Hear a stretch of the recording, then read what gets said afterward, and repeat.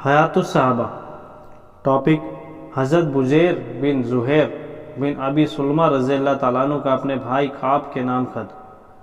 حضرت عبد الرحمن بن کعب فرماتے ہیں کہ حضرت کعب بن زہیر رضی اللہ تعالیٰ عنہ حضرت بزیر بن زہیر رضی اللہ تعالیٰ عنہ دونوں سفر میں روانہ ہوئے۔ ابرکل اجاف چشمے پر پہنچ کر حضرت بزیر نے حضرت کعب سے کہا، تم اسی جگہ ان جانوروں کے ساتھ رہو، میں ذرا اس آدمی یعنی حضور صلی اللہ علیہ وسلم کے پاس جا کر سنتا ہوں کہ وہ کیا کہتے ہیں۔ تو حضرت کعب وہیں ٹھہرے رہے۔ حضرت بزیر حضور صلی اللہ علیہ وسلم کی خدمت میں حاضر ہو گئے۔ آپ نے ان کے سامنے اسلام کو پیش کیا اور وہ مسلمان ہو گئے۔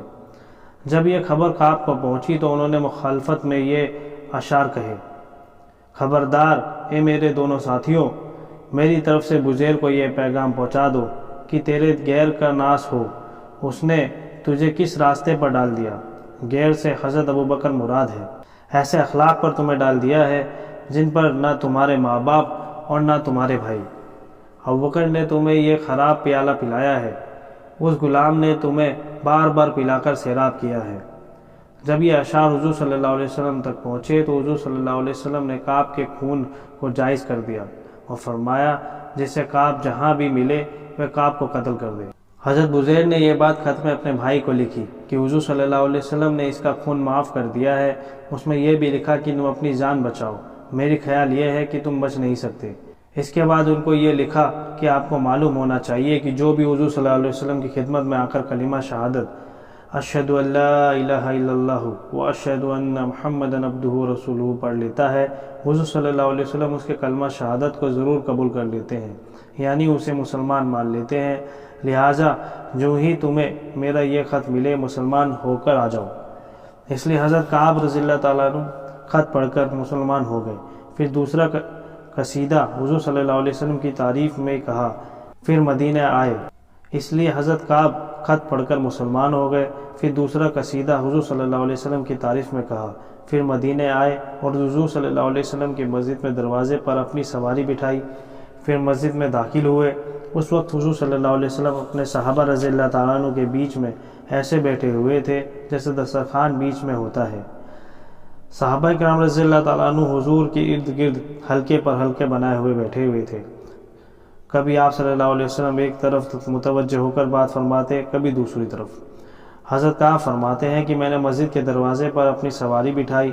میں نے حلیہ مبارک سے ہی حضور صلی اللہ علیہ وسلم کو پہچان لیا۔ میں لوگوں کو پھلانگ کر آپ کی خدمت میں جا کر بیٹھ گیا۔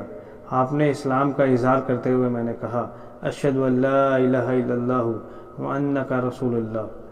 یا رسول اللہ صلی اللہ علیہ وسلم، میں اپنے لیے امن چاہتا ہوں۔ آپ نے فرمایا، تم کون ہو؟ میں نے کہا، میں کعب بن زہیر ہوں۔ آپ نے فرمایا، تم ہی نے تو وہ اشعار کہے تھے۔ پھر حضرت ابوبکر رضی اللہ تعالیٰ عنہ کی طرف متوجہ ہو کر فرمایا، اے ابوبکر، اس نے کیسے کہا تھا؟ تو حضرت ابوبکر نے یہ اشعار پڑھا، ابوبکر نے تمہیں یہ خراب پیالہ پلایا ہے اور اس غلام نے تمہیں بار بار پلا کر سیراب کیا ہے۔ میں نے کہا، اے اللہ کے رسول صلی اللہ علیہ وسلم، یہ شعر ایسے میں نے نہیں کہا۔ آپ نے فرمایا، تم نے کیسے کہا تھا؟ میں نے کہا، میں نے تو یہ کہا تھا، لفظوں میں تھوڑی سی فیر بدل کر کے تعریف کا شعر بنا دیا۔ ابوبکر نے تمہیں ایک لبریز پیالہ پلایا ہے اور اس معتبر شخص نے تمہیں بار بار پلا کر سیراب کیا ہے۔ حضور صلی اللہ علیہ وسلم نے فرمایا، اللہ کی قسم، ابوبکر واقعی معتبر آدمی ہے۔ پھر کعب نے اپنا قصیدہ آخر تک سنایا۔ آگے پورا قصیدہ ہے۔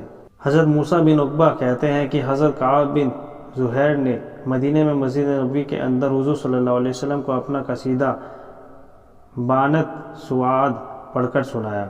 جب وہ اپنے اس شعر پر پہنچے، بے شک رسول اللہ صلی اللہ علیہ وسلم ایک ایسی تلوار ہیں جس سے ہدایت کی روشنی حاصل کی جاتی ہے، اور آپ صلی اللہ علیہ وسلم اللہ تعالیٰ کی تلواروں میں سے وہ تلوار ہیں جو خوب کاٹنے والی اور سوتی ہوئی ہے۔